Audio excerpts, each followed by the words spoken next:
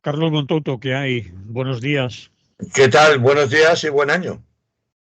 Bueno, pues eso. Buen año. Y buen año, ¿no? Esperemos que haya buen año. De eso precisamente te quería yo a ti hablar hoy y por supuesto Pues, a todos los oyentes en el Es lo que hay de los martes. pues vamos a ello. Claro que sí. ¿Qué nos espera en 2013, Carlos? En 2013 no sé, porque ya fue, pero en 2023... Coño, perdón. Eso, 2023. En 2023, tú todavía estás tomando las uvas, ¿no? Pero las del 2012. ¿Qué nos espera en 2023? Pues bueno, el último programa del año pasado, como fuimos muy originales, pues nos dedicamos a recoger un poco los hitos más significativos del año que terminaba. Y este año a mí ya te dije que en Navidades, bueno, pues me gusta más que entrar en cosas concretas, hacer un pequeño resumen tanto del pasado como en plan predictivo, también lo hicimos el año pasado así, de lo que podemos esperar que ocurra durante 2023. No porque tengamos una bola mágica y sepamos a ciencia cierta que esto ocurrirá de esta forma o de esta otra, pero sí qué temas van a estar candentes, de qué se va a hablar este año 2023, cuáles van a ser los sucesos bueno, que pueden girar nuestra vida cotidiana y nuestra vida en general hacia un lugar o hacia otro, un poco pues, para que la gente también esté informada aquí en Radio Clara y un poco se haga su composición de lugar, ¿no? De qué cosas pues, pueden acabar ocurriendo durante este año, ¿no? Y a diferencia del programa que hicimos último de 2022, en donde nos dejamos a España para el final y hicimos un recorrido bastante extenso por lo que todas las tensiones, digamos, que se habían producido durante 2022. Y dejamos, como digo, España para el final. Esta vez vamos a hacerlo al contrario. Vamos a empezar por España, si te parece bien, Manolo, y luego ya seguiremos por el tiempo que nos quede para hablar de la situación internacional, que cada vez nos afecta más, porque, claro, yo España es que dices, bueno, no, hombre, que no hablas de España. Y dices, a ver, es que muchas de las cosas que suceden en el plano internacional es como si estuviéramos hablando de España, porque nos tocan de lleno, en mayor o menor medida, más modulado o menos modulado, pero España ya y en general ningún país de Europa es por sí sola una unidad de decisión. Es decir, que tú puedes aquí, tienes un margen de maniobra en tu país para hablar de tal o cual cosa o ponerte de acuerdo en tal o cual cosa, pero luego no, la mayoría de las decisiones no las estamos tomando en ningún país europeo en concreto, sino que se están tomando en otros entes supranacionales, que se dice, ¿no? Así que, bueno, pues aún así con todo, pues vamos a empezar un poco por España, que ya sabemos que 2023 de entrada es el año de las macroelecciones, ¿no? Vamos a estar de elecciones prácticamente todo el tiempo. De hecho, hay dos fechas muy señaladas ya. Si pueden producirse, evidentemente, pues alteraciones del calendario, porque pueden ocurrir cosas que den lugar a un adelanto o un retraso de los comicios que se tienen que celebrar este año, pero en principio ya hay dos fechas fijas en el calendario. Si yo no me equivoco, las autonómicas y municipales se celebrarían el 28 de mayo, si no me equivoco, y las generales se celebrarían, está previsto que se celebren el 10 de diciembre. Con el frío que hace en diciembre para votar. O no, porque ya has visto tú el fin de año aquí en la playa, por poner un ejemplo, ¿no? Bueno, pues Así si que hace buen tiempo nos iremos a la playa porque es una buena oportunidad. para no ir a votar. Claro. Desde luego, bueno, excusas cada uno puede poner las que quiera. Ya se sabe que la socorrida paella sirve para un roto y pan de cocido. Muy El irte a hacerte una, ¿no? Con los bien. amiguetes en el campo, ¿no? O sea Una que, oportunidad de hacerse una paella también. El día claro, de hay hay que mil empezar temprano y razones. acabar ya tarde, pues no da tiempo. Claro, yo quería, pero, chico, La se me paella. complicó la paella, tal, se me estaba quemando el arroz, porque no tarde, bueno, en fin, mil cosas. Entonces, bueno, ya sabemos que hay ahí dos fechas en el calendario más que probables, ¿no? Como te digo, en el caso de mayo y las municipales y autonómicas se vota en varias comunidades, pero no en el País Vasco, ni en Galicia, ni en Cataluña, ni en Castilla y León, ni en Andalucía, que ya han celebrado más o menos de forma reciente sus comicios, ¿no? Pero sí el resto, por ejemplo, la Sacrosanta Generalitat Valenciana, ¿no?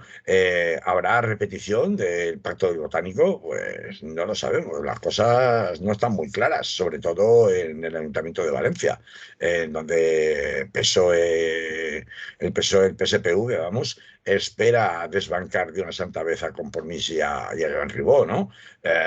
Veremos. Veremos también ahí si Mónica Oltra consigue de aquí a entonces limpiar su nombre desde el punto de vista de las causas judiciales que la siguen, ¿no? O no. Pero bueno, este sería, pues desde luego, lo más significativo de lo que se espera que ocurra en España. Pero claro, hay muchas otras cosas que tienen que ocurrir en España durante este año. La primera de ellas, y me parece que es muy importante, es si finalmente los 11 meses que quedarían hasta la celebración de las elecciones, estamos hablando en realidad de que, aunque las elecciones generales se producirían el 10 de diciembre, pero previamente a eso, creo que es con 2 meses o 2 meses y medio, tiene que ser disuelto el Parlamento. En consecuencia, para poder convocarlas formalmente, entrar en campaña, etcétera, etcétera. Con lo cual, a la legislatura actual le queda, digamos, de aquí al verano para terminar de aprobar las leyes que más pendientes, que básicamente las que más desencuentro hay, de hecho, entre los socios de gobierno, como son la ley de familias, pero sobre todo la ley de vivienda y la derogación o modificación de la famosa ley Mordaza, ¿no? A lo que hay que unir, pues nada menos que la famosa renovación pendiente del Consejo General del Poder Judicial, sea a través de la proposición de ley que se anunció pero no se ha presentado, que se llevaría a cabo para tratar de enmendar el fallo del Tribunal Constitucional contra la forma en la que por vía de enmiendas trató de tramitarse la nueva fórmula de designación de los miembros del Consejo General del Poder Judicial, o por el contrario, pues no se va a hacer. Va a ser arduo y difícil este periodo de legislatura que le queda al gobierno de coalición de aquí al verano, como digo, que es cuando verdaderamente estará operativo. Como muy mucho, si los tirarán hasta julio, como muy mucho, y por tanto tendrían 7 meses para hacer lo que no han conseguido hacer en casi 4 años, ¿no? En 3 años.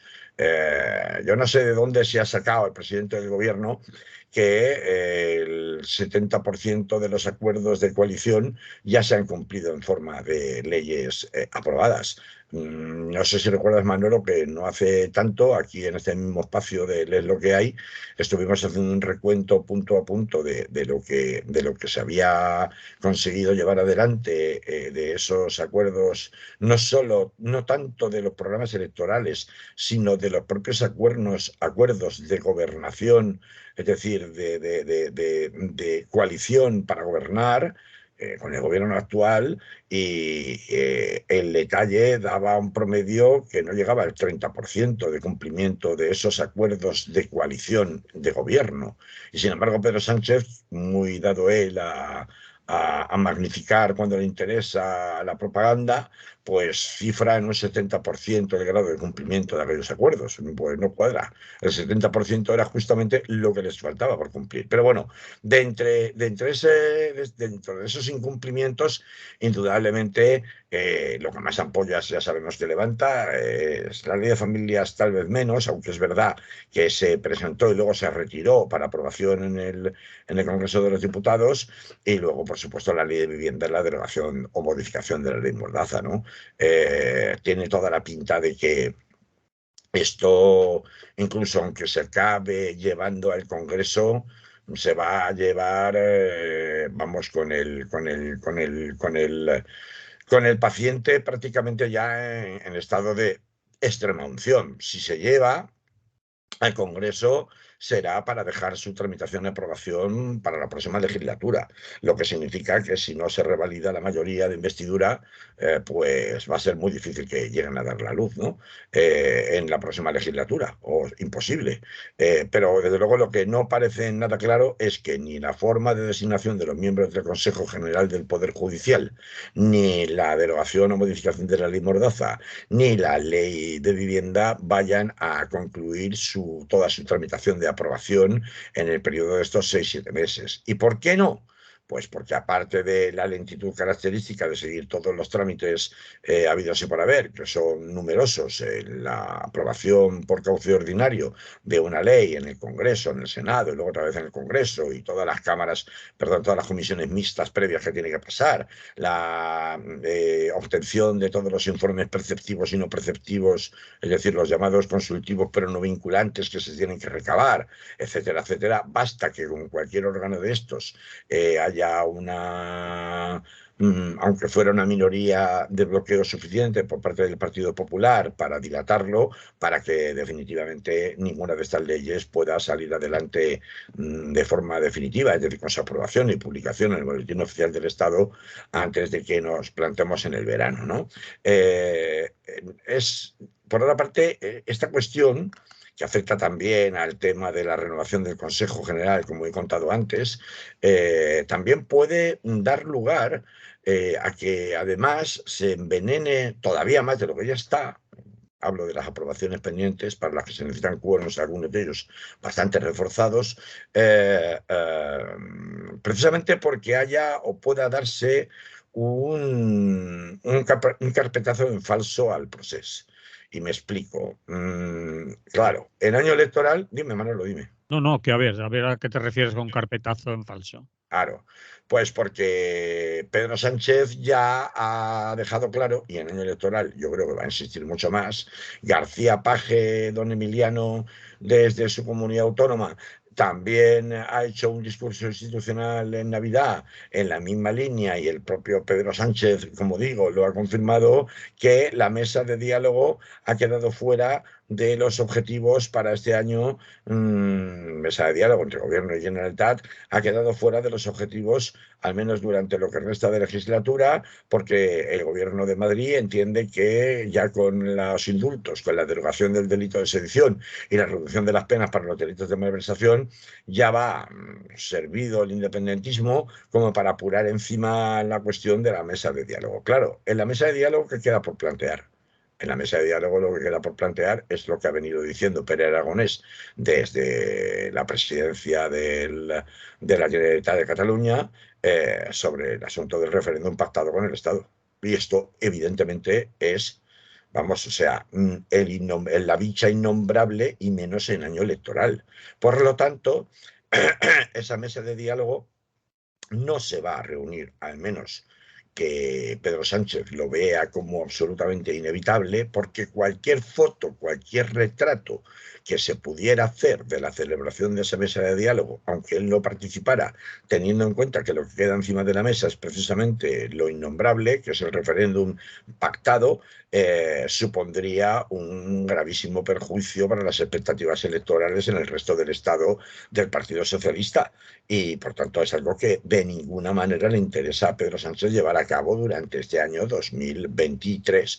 Pero por otra parte, la Generalitat de Cataluña necesita aprovechar ahora, Esquerra Republicana, necesita aprovechar ahora el tirón para forzar la máquina y hacer avanzar su barco todo lo que pueda, en el sentido de terminar de consolidar que la vía pactada con el Estado español es la única vía posible que ellos encarnan y por tanto dejar fuera de la escena independentista catalana a los que siguen optando por la vía unilateral, empezando por Junts per Catalunya y por tanto Puigdemont, ¿no? Y esto va a generar una considerable zozobra en la medida en la que haya más presión durante estos próximos 6 meses desde Cataluña con este tema de la necesidad de que se vuelva a reunir la mesa de diálogo y las esquivas y negativas del gobierno central de Madrid a que la reunión no se celebre, por el perjuicio tan grave que puede suponerle esa foto desde el punto de vista electoral, pues sin ninguna duda vamos a tener ahí un juego de tuya mía del que, por supuesto, el Partido Popular está esperando a sacar rédito sustancialmente. Fíjate, Manolo, que hay otro elemento que puede provocar, por ejemplo, el adelanto electoral y que no fuera el 10 de diciembre, que sería el último plazo límite que tendría Pedro Sánchez para convocar, sino que tuviera que convocarla antes, por ejemplo, en octubre. Y esto tiene que ver bueno, pues con una cuestión que es la relativa a la cuestión de la inflación. Es decir, hasta ahora se sabe que las expectativas, y esto es global de toda Europa, no solamente un caso español, pero afecta desde luego también a la economía nuestra, la inflación. Sabemos que el Banco Central Europeo va a seguir subiendo los tipos de interés, aunque sea de una manera más ralentizada, lo que provoca unas subidas generalizadas durante este invierno en todas las revisiones de los préstamos hipotecarios, unas revisiones en unos tipos en los que se encuentra ahora el Euribor al 3,1%, que van a dar lugar, se calcula un promedio entre 200 y 250 euros de subida de cuota. Eso es una barbaridad en las hipotecas medias, es decir, pues una hipoteca de 150.000, que es un pisito normal, no estoy hablando de grandes inmuebles ni de grandes cuotas hipotecarias, pero claro, si tú pagas 500 y tienes que pagar a partir de febrero, a partir de marzo, 750, eso te descabalga cualquier presupuesto. Si a esto se le une que por muchos paquetes de ayudas, en cuanto que durante los primeros 6 meses se reduzca el IVA de la canasta básica con el objetivo aparente de conseguir que bajen los precios de los productos de primera necesidad en la cesta de la compra, si esto no se consigue, y tiene toda la pinta de que va a ser muy difícil que se consiga, porque ya sabemos que las subidas de IVA se repercuten inmediatamente en el precio de los productos, pero sin embargo las bajadas de IVA tardan muchísimo y se repercuten de una manera no solo más lenta, sino mucho menor que la reducción real de IVA a la bajada de los precios. Si esto no se contiene, pues lo hemos hablado muchas veces, Manolo, vamos a ver, Feijóo no tiene más que hacer aquella de Rajoy, ponérsele en marca, poner los pies encima de la mesa en Génova 13 y esperar a ver desfilar el bonito cadáver de su rival, de su oponente Pedro Sánchez por las esquinas, por las calles, porque en las condiciones de inflación en las que nos encontramos, afectando precisamente a aquello que es más sensible para todos los consumidores, que es la cesta de la compra, Sí. indudablemente eso no hay gobierno que lo resista. Claro, la estrategia de Pedro Sánchez es aguantar como se puede el invierno, porque en el mes de julio España pasa a ostentar la presidencia de la Unión Europea. Mm. Y eso permite sacar mucho pecho. Ujú. Permite sacar mucho pecho y le coincide que las elecciones del 10 de diciembre serían precisamente bajo mandato y máxima actividad de la Unión Europea como presidente de la misma de turno en los últimos 6 meses de 2023. Por otra parte, se trata también de aguantar lo que se pueda durante estos 6 primeros meses, durante el primer semestre, pues eso, aguantando carros y carretas, para ver si, por un lado, la inflación de la cesta de la compra acaba cediendo y acaba bajando, y por otro lado, y aquí está la amenaza peligrosa, el tema de la desconexión del gas, puesto que en 2023 se espera que ya haya definitivamente una desconexión definitiva y el suministro de gas ruso pase a ser igual a cero en toda la zona euro. Sin embargo, aunque el invierno nos está dando de momento tregua en cuanto a la reducción de consumo, la eólica y la solar están beneficiando un coste bajo de la luz y del gas dentro del cuadro de la excepción ibérica, pese a que se ha topado el precio de la importación de gas a un máximo de 180 en toda la zona euro. Sin embargo, lo que se espera es que va a haber una subida de precios, sobre todo una subida de precios en toda la zona euro para la adquisición conjunto de gas, sobre sobre todo porque no está claro ni termina de estar claro cuál va a ser el papel frente al gas licuado, o incluso con gas licuado, que ya sabemos que ahora pues estamos importando lo de Estados Unidos y tenemos llenas y barcos esperando en la bahía de Cádiz a descargar todo el cargamento de gas que tienen, porque no tienen espacio para poder soltarlo en tierra, pero el papel de Argelia va a ser un papel determinante en cuanto a cómo estratégicamente va a jugar como proveedor oficial de gas de la zona euro, en detrimento de las importaciones igual a cero que se van a producir en Rusia. Todo esto da lugar a dos elementos que son muy importantes. El primero es que un nuevo encarecimiento de las energías provocaría otra vez una subida de la inflación, más allá de que puedas acabar conteniendo más o menos o haciendo disminuir, aunque sea de forma forzada y subvencionada, los precios de la cesta de la compra, con lo cual lo que pierdes por un lado, lo que ganas por un lado, lo pierdes por el otro. Desde el punto de vista de la percepción de los ciudadanos.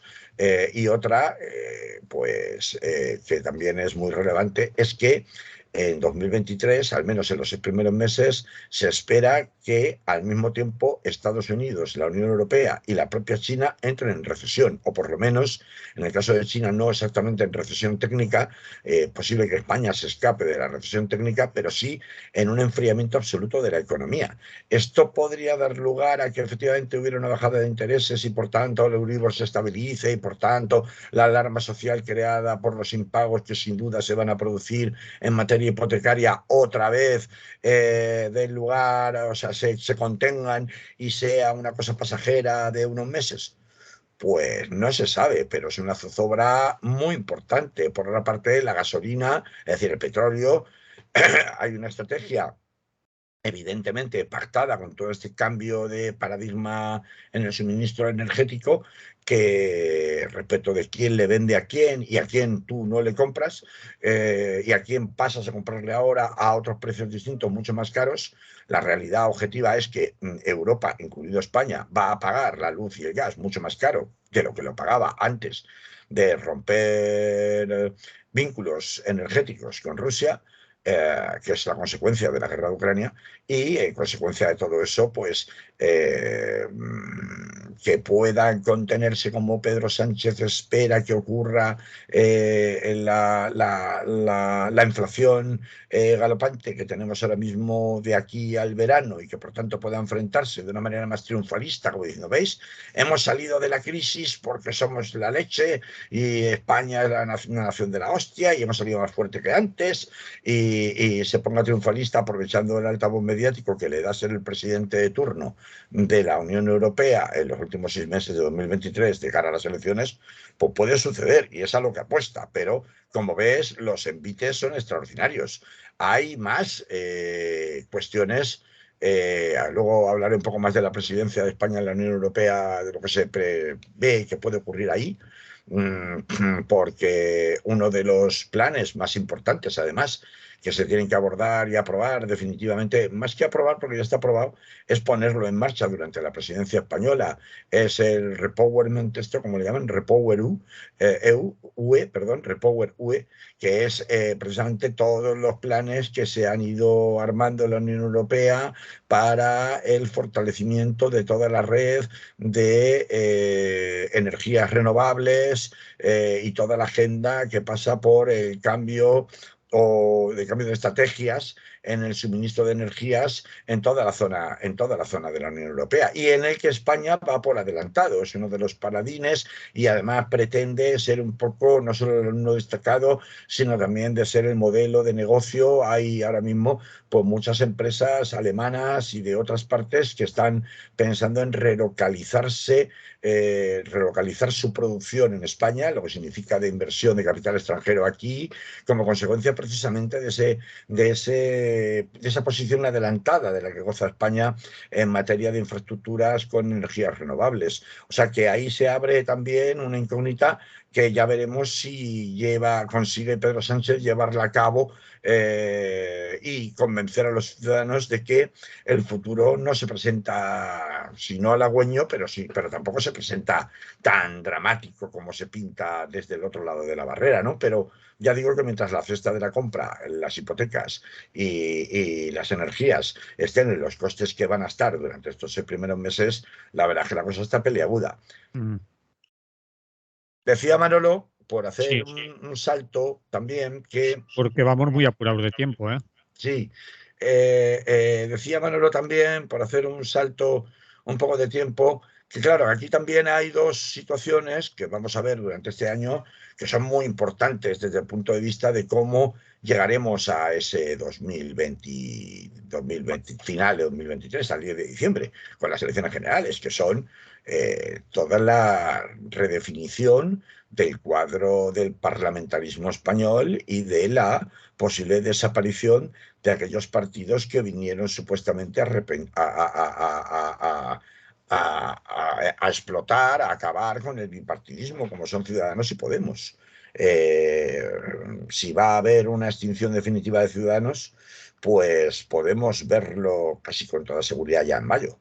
Si por el contrario va a haber o se va a llegar a acuerdos de presentación en formato de coalición entre Podemos y Sumar, la iniciativa de Yolanda Díaz, también lo vamos a ver, pero es que todo esto redefine completamente el panorama político español y lo redefine de una manera que puede hacer que, independientemente de los logros que pretenda vender Pedro Sánchez en su presidencia de turno de la Unión Europea en el segundo semestre, pues pues pueden acabar siendo dados al traste si finalmente esa iniciativa de articular la izquierda por la izquierda del PSOE no fructifica, no cuadra. Y dado el historial cainita que tiene la izquierda española, la izquierda del Partido Socialista, pues a mí me cuesta mucho trabajo creer ni siquiera que Sumar sea una iniciativa que se pueda poner realmente en marcha y en la que vayan a conseguir este año 2023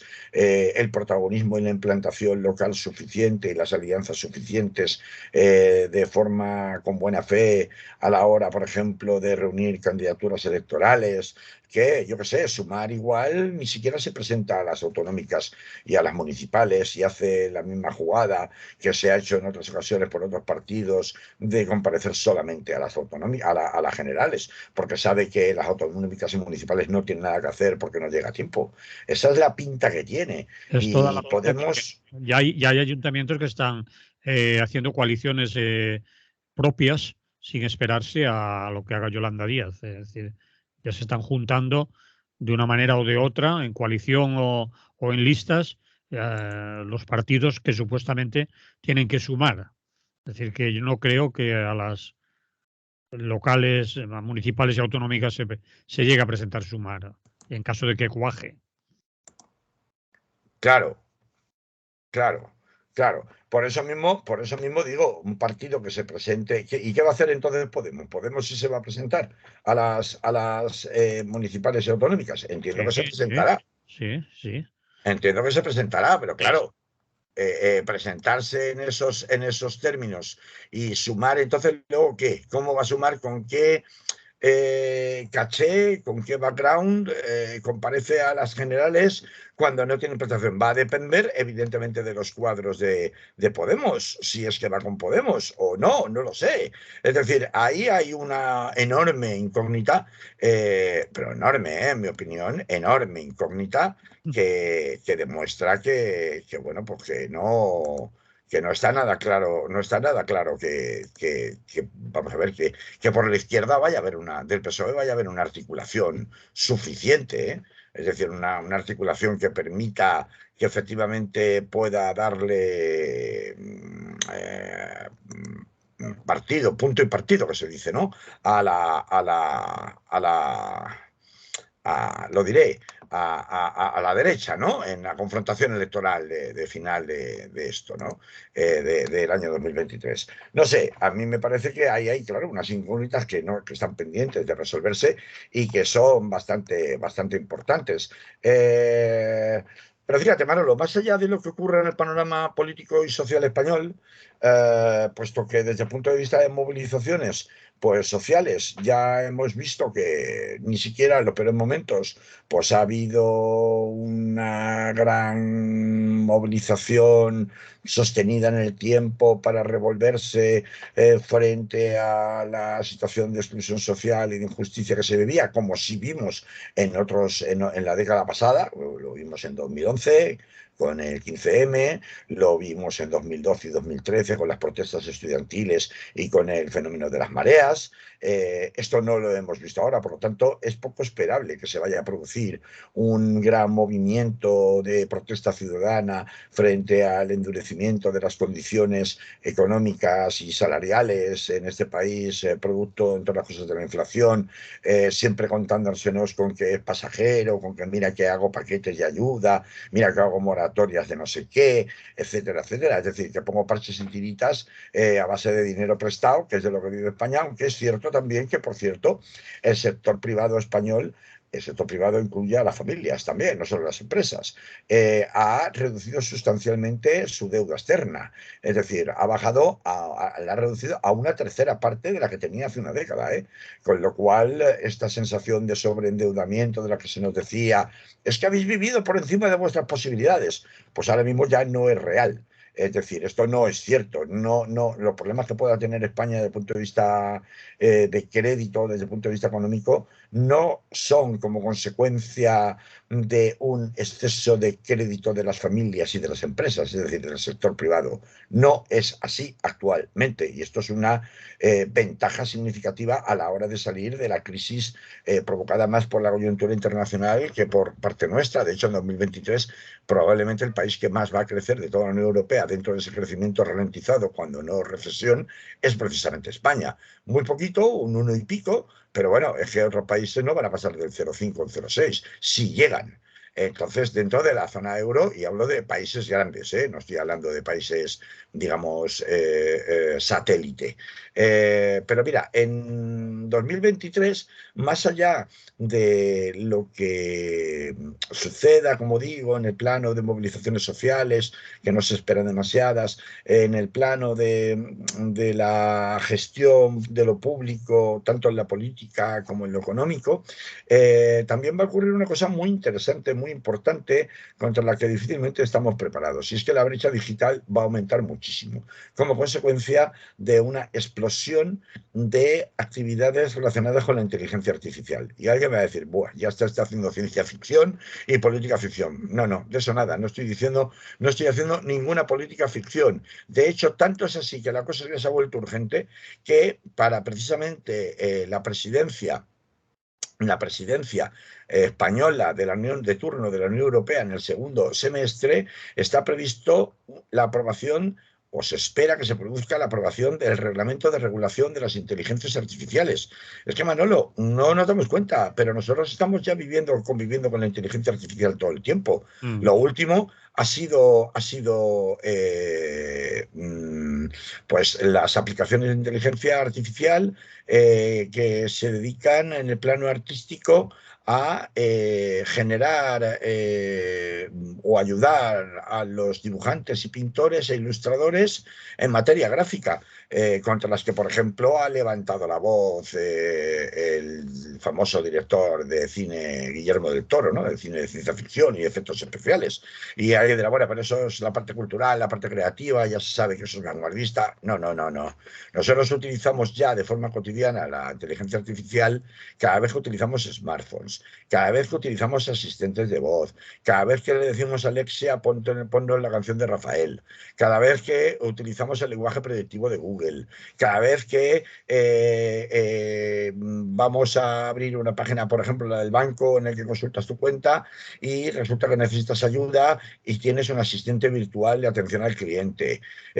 Cada vez que utilizamos Google Maps o cualquier otro buscador de mapas con GPS para que nos dé indicaciones de dónde vamos. Es decir, estamos ya conviviendo no solo con la rumba que nos recoge el polvo de la casa, conviviendo con inteligencias artificiales, y esto cada vez es más expansivo. Es decir, nos vamos a tener que acostumbrar y el 2023 se supone que va a ser el año pistoletazo oficial de salida, a tener casas domóticas, en donde prácticamente todos los controles de la casa se dirijan con comandos de voz. Esto no es ciencia ficción ya, esto ya está pasando, ya hoy está pasando. Y tanto es así que, como digo, hay una preocupación creciente porque está pasando prácticamente sin ningún control. Sin ningún control es que de las inteligencias artificiales se ha averiguado cómo, o se ha comprobado cómo efectivamente los programadores tienen un sesgo propio de quienes componen mayoritariamente los equipos de programación que se hacen en Estados Unidos y que son hombres y blancos. Y por tanto, ese sesgo cultural se traslada en cuanto a prejuicios de las propias inteligencias artificiales.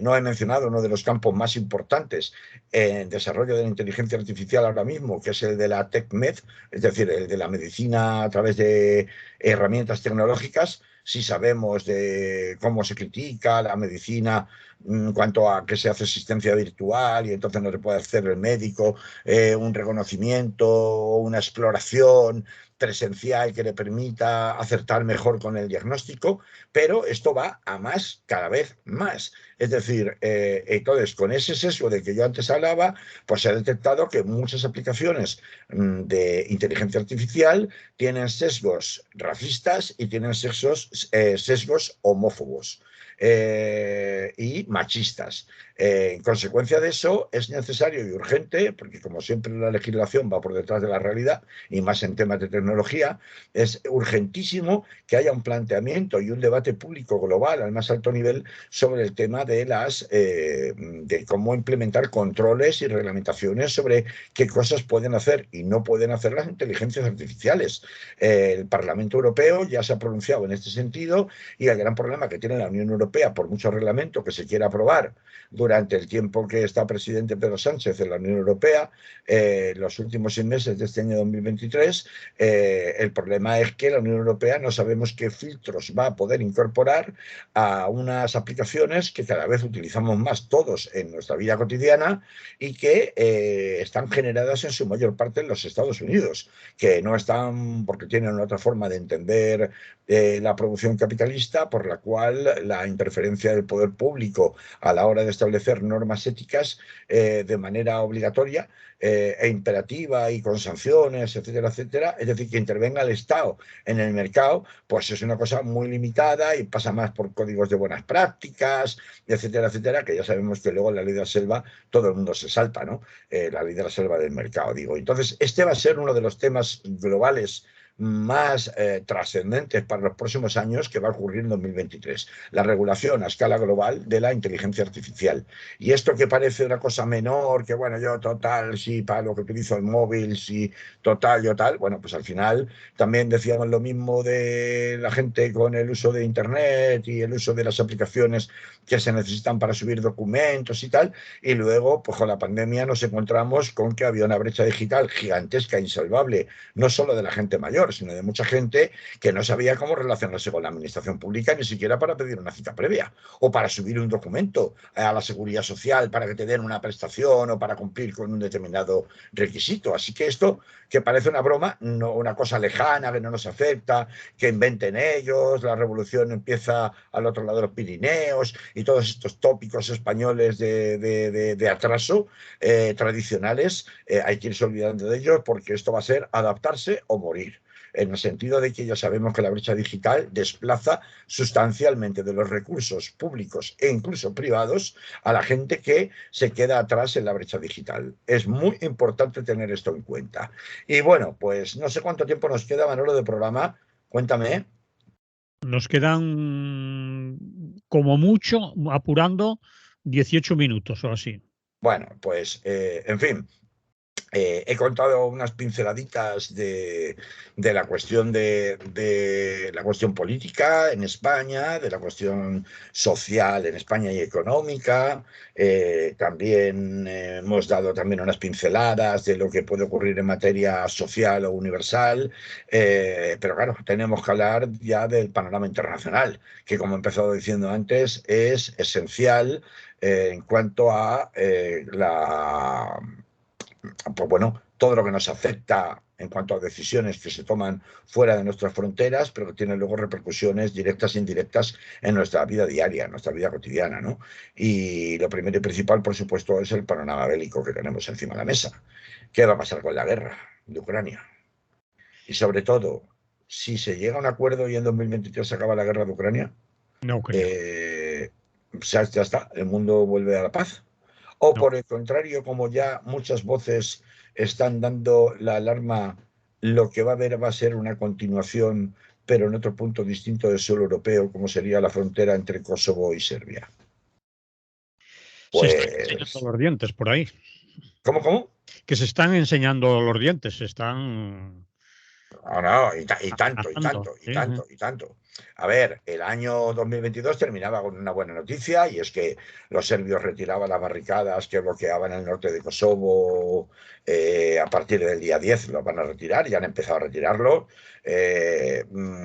Pero, a ver, aquí se ha llegado a un punto de tensión tal en que incluso el presidente serbio ha llegado a pedir bueno, pues la intervención de la OTAN, nada menos, como tropas de intervención, en el sentido de que, bueno, de que el nivel de exigencia y de amenaza militar en el terreno kosovar era inminente. Entonces, claro, y era, vamos, de alarma total.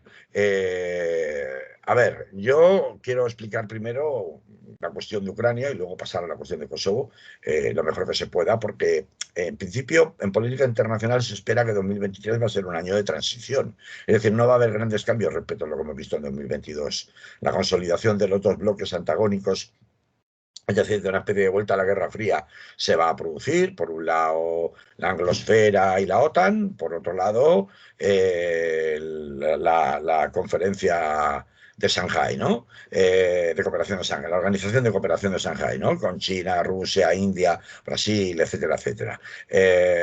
Claro, hay muchas organizaciones supranacionales en las que inevitablemente tienen que participar en su dirección y gestión representantes de todos los países del mundo, por lo menos de los más importantes. Por ejemplo, la presidencia del G20 para el año 2023 es la India, corresponde a la India. La India está alineada, igual que Brasil, igual que con Lula da Silva ahora con mayor motivo, y igual que Sudáfrica, están alineadas con China y con Rusia. Es decir, sus intereses son distintos que los intereses de la anglosfera, que hasta ahora siempre han sido hegemónicos prácticamente en todas las organizaciones supranacionales a escala planetaria. Esto no es así. Entonces, bueno, pues tenemos ahí que va a haber tensiones entrecruzadas prácticamente en todas las organizaciones supranacionales entre los dos bloques de influencia, y que estamos volviendo a marchas forzadas a una política de bloques que se va a quedar porque es conceptual, es decir, es de forma de entender el mundo y la gobernanza de los países, de un modelo hegemónico que es el de la democracia burguesa occidental, como lo entienden los Estados Unidos e Inglaterra y el Reino Unido, a un modelo multilateral en donde la soberanía nacional es mucho más importante y debe ser preservada a como de lugar, con lo que eso significa de opacidad y de impunidad de las decisiones de los gobernantes frente a la injerencia extranjera, ¿no? Entonces, estos dos polos opuestos van mucho más allá de un conflicto bélico en una parte concreta del globo. Se llame Ucrania y el Donetsk y el Donbass, o se llame frontera albano-kosovar con Serbia, ¿no? De ahí que no se espera que haya cambios significativos durante el 2023 para esta cuestión relacionada con esa vuelta a marchas forzadas a la política de bloques en el mundo entero. ¿Puede haber matices? Pues claro, puede haber matices. Será muy interesante comprobar si las alianzas gobiernos de izquierdas en América Latina, más allá del traspiés de Pedro Castillo en Perú y del golpe de Estado blando de lawfare que se ha dado allí, Zelensky en los últimos meses de este año 2022 que acaba de terminar, pues aportan sangre fresca a la comunidad internacional y una forma distinta de ver las cosas.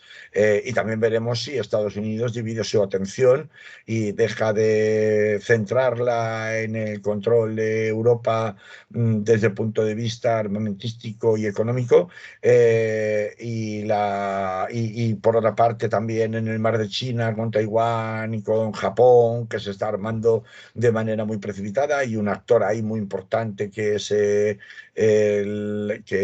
Corea del Norte, que de cuando en cuando se descuelga con lanzamiento de misiles tierra-mar, que pasan por encima de las aguas territoriales e incluso de los territorios, por supuesto, de Corea del Sur, pero también de Japón, y que son evidentemente una amenaza directa para la estabilidad de la zona, y hay un factor, una zona de desestabilización probable. Pero veremos si desvía su atención Estados Unidos hacia América Latina en función de lo que los gobiernos de izquierdas puedan facilitar. Veremos también qué pasa con los fenómenos de corrimiento, de descolonización frente al poder omnímodo de Francia en la zona del Sahel. Mali echó de sus fronteras a las tropas francesas, o las tropas francesas decidieron, el gobierno francés de Emmanuel Macron decidió retirar las fuerzas francesas de ocupación que supuestamente estaban combatiendo a Al-Qaeda del norte, Sí. en el norte del país, y al ejército islámico, y ha sido reemplazados por alianzas con Rusia. No exactamente en los mismos términos, pero también en Burkina Faso, que es limítrofe con Mali, ha habido un incidente diplomático gravísimo, como ha sido la expulsión de la delegada de la ONU para la cooperación internacional, precisamente en la zona donde se estaban produciendo también, si no combates, donde se sabe que hay también emplazamientos terroristas en el norte del país, al igual que ocurre con Mali, y la Junta Militar, después de un segundo golpe de Estado, ha decidido echarla por primera vez, y la primera visita que han hecho ha sido precisamente al presidente de Mali. Es decir, ahí está habiendo un movimiento muy gordo de recomposición de fuerzas de influencia, que está provocando la salida o la pérdida de Francia como metrópoli de influencia en toda la zona, y que puede cambiar completamente la correlación de fuerzas en esa parte del mundo. Y por último ya nos venimos a Europa, claro. De qué vaya a pasar estos en la guerra de Ucrania va a depender mucho de lo que pase en el escenario bélico en los próximos meses. Se prevé o se dice, ¿no? O se espera que va a haber una contraofensiva tremenda por todas partes de Rusia para recuperar el terreno perdido y tratar de forzar una paz sobrevenida, unos acuerdos de paz sobrevenidos ante el agotamiento de las posibilidades materiales de Ucrania de seguir manteniendo la guerra de aquí al mes de marzo aproximadamente, es decir, aprovechando el invierno, es decir, antes de la primavera. Que haya fuertes encontronazos ahora es lo habitual cuando lo que se está buscando es ganar una posición de fuerza a la hora de negociar la paz. Mm. Y esto es muy probable, pero muy probable que ocurra porque, primero, tú puedes darle a Ucrania todas las armas que quieras. Tú puedes darle a Ucrania todos los millones que quieras, pero es Ucrania que pone los muertos. Es Ucrania que tiene que poner y está reconstruyendo permanentemente las infraestructuras críticas de un país en materia de energía, en materia de incluso de agua potable, Sí. que permitan alimentar y mantener a tu población. Y Ucrania está desangrándose. Ucrania no puede mantener mucho más tiempo de manera artificial si no fuera, y ya de hecho está contando con innumerables batallones de mercenarios extranjeros, eso sí, disimuladamente, pero cuando se buscan los batallones extranjeros que pelean con el lado en el bando ucraniano, pues hay casi, sobre todo, la mayoría de ellos son gente de la anglosfera, es decir, ciudadanos británicos, norteamericanos, australianos, ucranianos, canadienses, algunos europeos también, pero la mayoría vienen de la anglosfera. Entonces, aunque tú puedas movilizar a gente, sobre todo a cambio de dinero, es decir, a mercenarios o a voluntarios, si se prefiere así, para los que quieren cosas nobles, esto no son los voluntarios de la Brigada Internacional de la Guerra Civil Española, que venían aquí por una causa, porque Sí, creían en una causa. Esto es directamente, te vendo una causa, pero sobre todo te doy pasta para que vayas a combatir allí, porque es que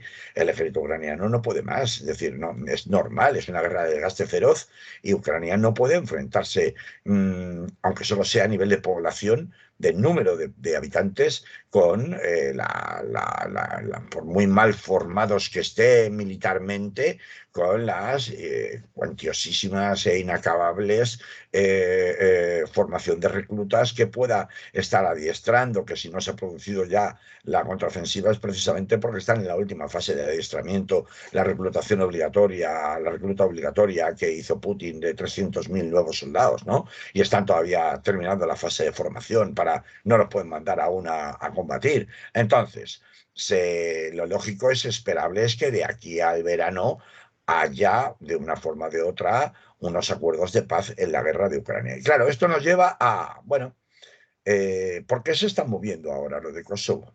Y este es el razonamiento que se hacen muchos analistas, ¿no?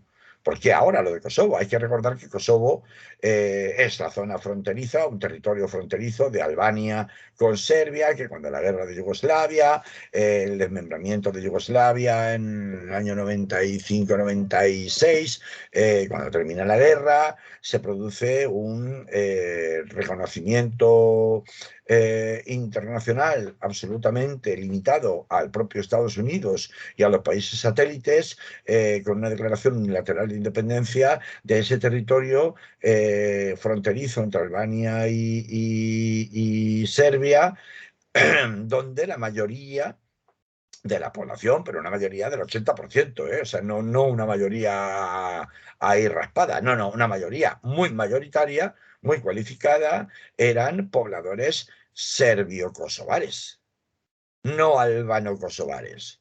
Pero a resultas de las cenizas de la guerra de Yugoslavia, Estados Unidos decide ahí asegurarse una especie de protectorado militar, y por eso le reconoce la independencia. Luego la independencia se ha ido extendiendo, el reconocimiento internacional de esa independencia se ha ido extendiendo a los países que están bajo la zona más vulnerables, bajo la zona de influencia diplomática norteamericana, pero es una impostura total. Es decir, el Kosovo independiente no existe.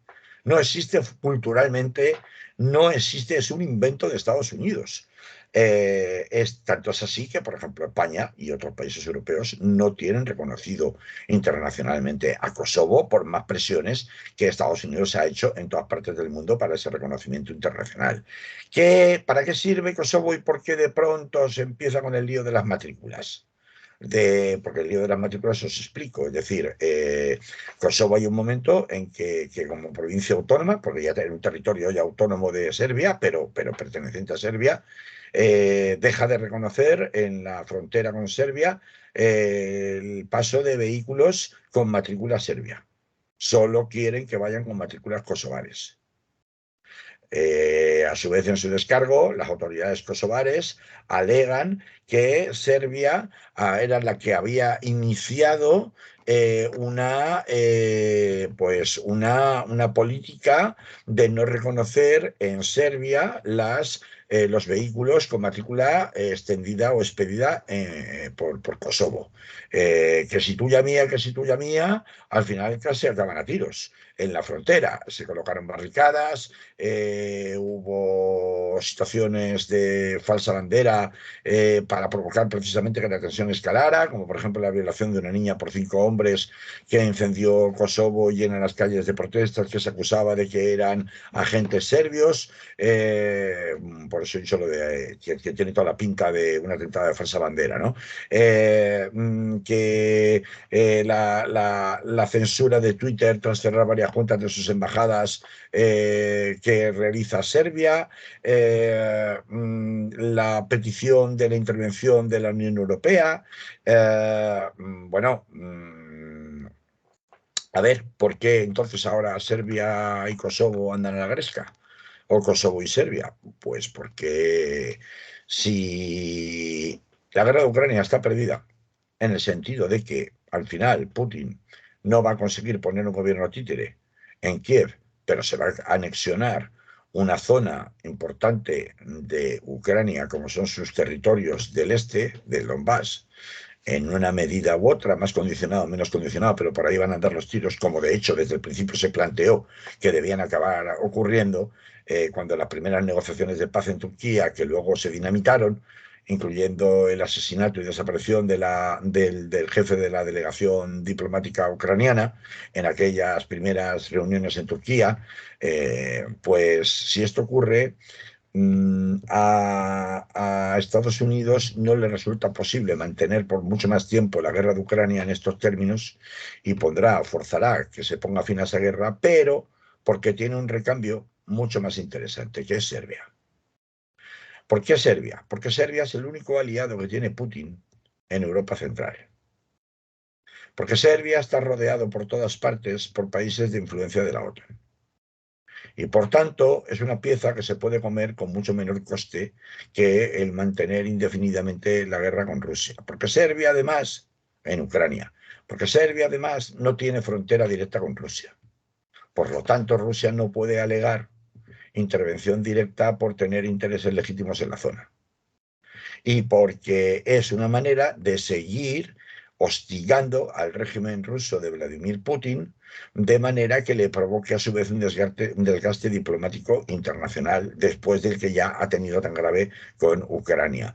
Por todos esos motivos, no sería nada descartable que de manera, en teoría, no prevista en el calendario de eventos de 2023, nos encontráramos con que hubiera unos acuerdos más forzados o menos forzados de paz, que luego se mantendrán, se interrumpirán, se volverán a mantener, porque ya sabemos cómo son estos acuerdos de paz, es decir, cuando cierras en falso, y esto seguramente se va a cerrar en falso, me refiero a la crisis en Ucrania, es muy probable que vuelva a haber, haya altos el fuego, luego se interrumpan, que se ha sido tú, que se ha caído un misil en no sé dónde, que si era tuyo, que si era mío, como pasa con el de Polonia, como ha pasado en otros sitios, y bueno, pues me he dejado a Irán por el camino, pero la pinta que tiene, que no sabemos qué va a pasar ahí, realmente que puede ser otro factor dinamizador en el mal sentido o en el buen sentido de la palabra de toda la zona, que puede dar un vuelco al mapa mundial a nivel geopolítico y a nivel de estrategias y alianzas en el mundo entero, pero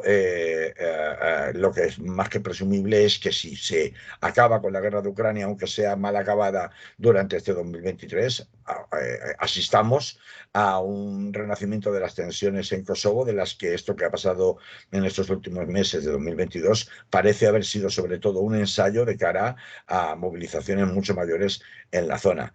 Si ocurre o no ocurre, pues lo veremos, ojalá que no. Pero de momento, esto es un poco el panorama que nos espera durante el año 2023, tanto en España como en el mundo. Si hay que contar cosas, las podemos contar otros días, no necesariamente. Sí, claro, ya a partir de la semana que viene, de forma mucho más ya concreta, como solemos hacer habitualmente aquí, claro. Ya habrán acabado estos programas especiales de Navidades. Muy bien, Carlos, pues lo dejamos aquí. Perfecto, así quedamos. Vale, pues hasta la semana que viene. Hasta la semana que viene. Sé buenos. Chao, chao.